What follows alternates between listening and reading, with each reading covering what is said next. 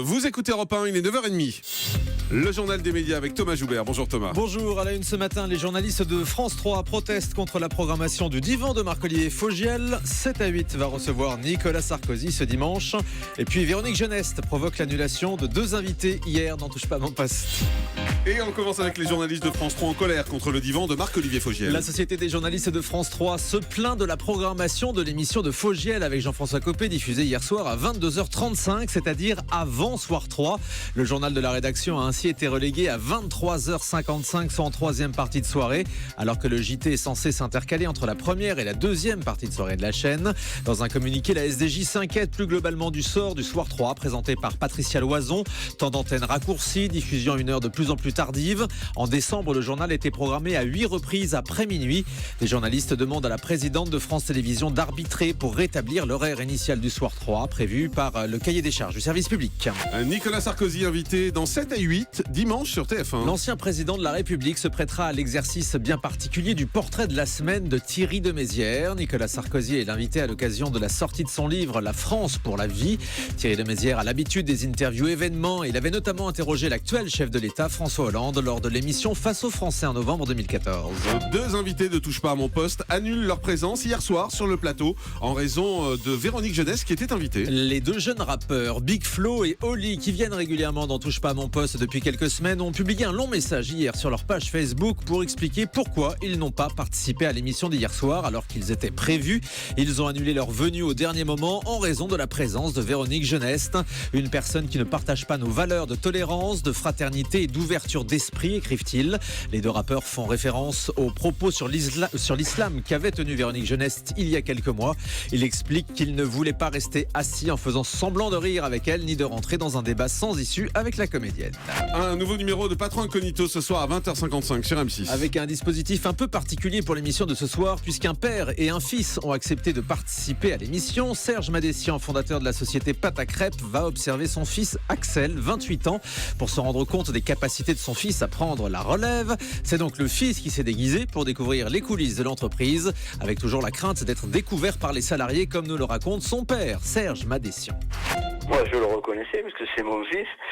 Mais bon, c'est vrai que la transformation était quand même assez réussie et on avait des craintes, surtout mon fils, les craintes qu'il soit reconnu.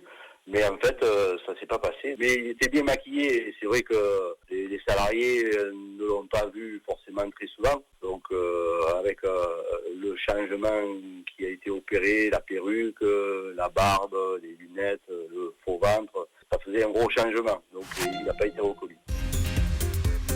Daniela Lambroso présentera une nouvelle édition de la fête de la chanson française sur France 2. Malgré sa mise à l'écart de la fête de la musique, France 2 a tout de même décidé de commander un nouveau numéro de la fête de la chanson française. Selon TV Mag, l'émission sera enregistrée en février pour une diffusion en mars. Daniela Lambroso produira et présentera cette fête de la chanson française. Elle réunira, comme les années précédentes, des artistes de plusieurs générations. Pourtant, sa société de production avait fait l'objet d'un audit interne l'année dernière sur la gestion de la fête de la musique. En même temps, je pense que c'est la seule chose qu'elle va faire dans toute l'année sur France Télé.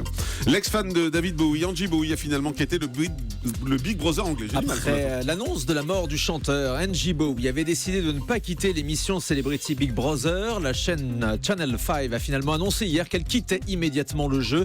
Angie Bowie montrait des signes de faiblesse depuis plusieurs jours et accumulait un manque de sommeil. De nombreux téléspectateurs lui reprochaient d'ailleurs de ne pas avoir quitté le programme.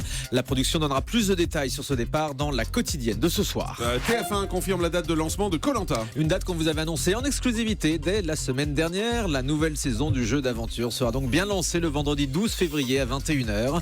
Cette année, 20 candidats participent à l'aventure qui se déroulera en Thaïlande, les terres d'origine de Koh-Lanta, là où s'était déroulée la première saison de l'émission en 2001. Et puis TF1 qui va aussi lancer une série française. La Une qui renouvelle ses fictions françaises en ce moment. Les téléspectateurs découvriront Le Secret d'Élise à partir du lundi 8 février à 21h. Ce thriller en 6 épisodes racontera l'histoire d'une maison hantée par le fantôme d'une petite fille. Et on suivra cette histoire racontée à 3 époques différentes. Et puis France Télé qui met la main sur les demi-finales et la finale de l'Euro de hand. L'Euro 2016 de hand se déroule en ce moment en Pologne et France Télé a trouvé un accord avec beIN Sport pour diffuser les demi-finales et la finale. Si les Bleus se qualifient, on ne sait pas encore sur quelle quelles chaînes de France Télé seront diffusés ces matchs. Ils se dérouleront vendredi 29 et dimanche 31 janvier.